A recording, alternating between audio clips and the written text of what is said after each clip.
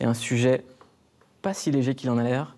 Pourquoi les animaux ont-ils pris le contrôle des réseaux sociaux alors qu'ils sont en voie d'extinction ? Oui, parce que les réseaux sociaux, souvent, c'est très anxiogène, mais les vidéos qui cartonnent le plus sont les vidéos d'animaux. Je ne sais pas si vous vous souvenez, pendant les attentats de Paris ou de Bruxelles, les internautes avaient répondu, et de Strasbourg, avaient répondu aux images de violence, de terroristes, par des images de chats, comme si c'était le seul rempart contre la souffrance et la violence. Alors, des études le prouvent, sur les bienfaits, sur notre santé de ces vidéos d'animaux. Concrètement, qu'est-ce que ça produit chez nous de voir des vidéos de chats ? Réponse de Laetitia Barlerin, elle est comportementaliste animalière. Alors, alors on a tout là. On a le chien mignon, le chien tout en rondeur, la bouille vraiment, les gros yeux d'un nourrisson. Donc déjà, on fond parce que c'est mignon. Et je comprends pourquoi il y a des millions de vues de cette vidéo. Les vidéos avec les animaux engendrent en nous des émotions positive. Alors que ça soit la mignonnerie, comme on dit, c'est-à-dire qu'on soit attendri par un animal, ou alors on rit parce que l'animal est rigolo. Les vidéos avec les animaux ont un effet anti-stress immédiat. C'est-à-dire on regarde la vidéo, tout de suite on a la pression artérielle qui diminue, le rythme du cœur qui se ralentit, on est bien.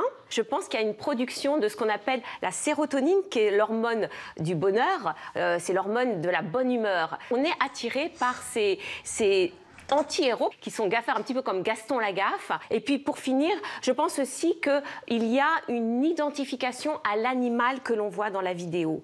Donc quelque part, regarder ces animaux, c'est un petit peu un miroir pour nous, et c'est pour ça qu'elles nous attirent, ces vidéos, et c'est pour ça qu'on les regarde aussi. Alors ce sont les chats et les chiens, surtout, qui sont très partagés. On a tapé 8 millions de fois le mot chat dans la barre Google en 2016, 1,5 million de fois le mot chien. Alors ceux qui l'ont bien compris, c'est 30 millions d'amis. La Fondation avant était présente sur la télévision, ils avaient leur émission, et maintenant toutes les vidéos sont partagées sur Internet. J'ai rencontré Réa Hutin, c'est sa présidente, et elle nous explique la force de l'image.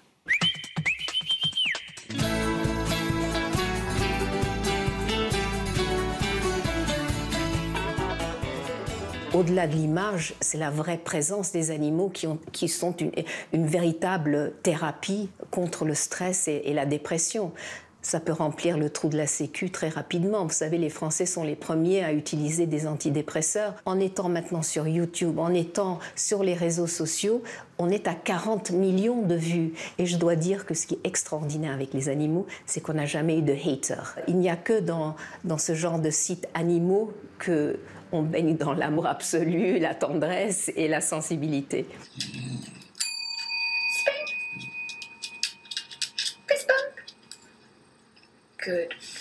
Notre plus grand allié dans la cause animale, c'est l'image. Donc c'est vraiment notre allié le plus sûr pour faire adhérer la jeunesse à la cause animale. Alors j'ai trouvé le mot qui n'existe pas en français, mais qui exprime en fait ce que l'on ressent quand on voit un chat ou un chien un peu maladroit. En fait, c'est un mot qui vient des Philippines, c'est gigil ou gigil. Je l'ai trouvé dans un livre, celui de Laurent Nunez, qui a publié « Il nous faudrait de nouveaux mots ». Voilà. Vous étiez complètement dans le gigil, là, tous les deux. Vous étiez parce qu'un animal est vrai.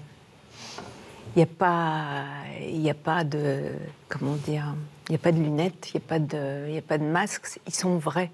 C'est ça, en fait, qui fait appel et qui fait qu'on est émotionnellement impliqué, parce qu'il y a une vérité qui sort de leur état, de leur sensibilité, de leur émotion.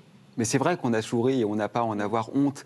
Mais en même temps, on voit quand même un peu ce risque, quoi. C'est-à-dire que c'est bien, parce que ça signifie qu'on est encore capable d'empathie et de proximité intellectuelle et affective avec ce tout autre qu'est l'animal.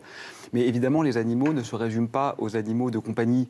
Et ce qui serait beau aussi, c'est qu'on sache s'enchanter devant un vautour, une sauterelle et peut-être même une araignée. Parce que le fait qu'on ne les trouve pas mignons ne leur ôte en réalité aucun droit à l'existence. Le droit à être des animaux n'est pas conditionné à leur mignonnerie ou à leur utilité pour l'humanité. Je crois que c'est ça qui est essentiel. Exactement comme avec les peuples colonisés dans le passé, on a fort heureusement compris que les indigènes avaient un droit à l'existence qui n'était pas assujetti à ce qu'ils apportaient aux sociétés colonialistes. Ça a été un peu long, mais je crois qu'on a fini par le comprendre à peu près. Il faut simplement étendre ce geste. Pour comprendre ça, je vous conseille de lire « L'animal est-il un homme comme les autres ?» que vous avez co-signé avec Louis Schweitzer, c'est aux éditions Duno. Celui-là, je le garde pour moi, je suis désolé.